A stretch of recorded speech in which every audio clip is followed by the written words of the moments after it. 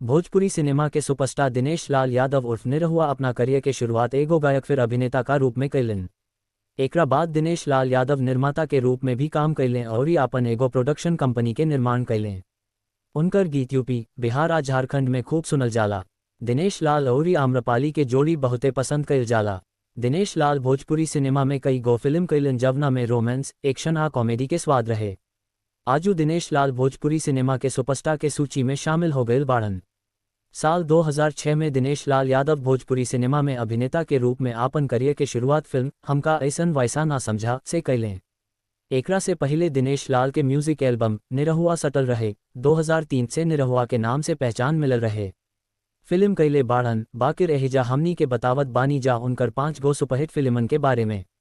दिनकर कपूर के निर्देशन में बनल फिल्म निरहुआ रिक्शावाला के 2 भाग में बनावल गयल। ई दोनों पार्ट बॉक्स ऑफिस पर सुपरहिट रहल आ दिनेश लाल के भी सुपरस्टार के टैग मिलल। ए फिल्म में दिनेश लाल आ पाखी हेगड़े के मुख्य भूमिका रहल। निरहुआ हिंदुस्तानी आम्रपाली दुबे का साथे दिनेश लाल के ई फिल्म रिलीज भइल आ सुपरहिट हो गयल। एकरा बाद एकर दूसरा, तीसरा आ चौथा भाग रिलीज हो चुकल बा। आहर बेर ए फिल्म के दर्शकन के खूब प्यार मिलेला। ई सब फिल्म यूट्यूब पर मुफ्त में देखल जा सकेला। संतोष मिश्रा के निर्देशन में बनल फिल्म पटना से पाकिस्तान में दिनेश लाल का साथे आम्रपाली दुबे आ काजल राघवानी जैसन बड़का अभिनेत्री शामिल रहली।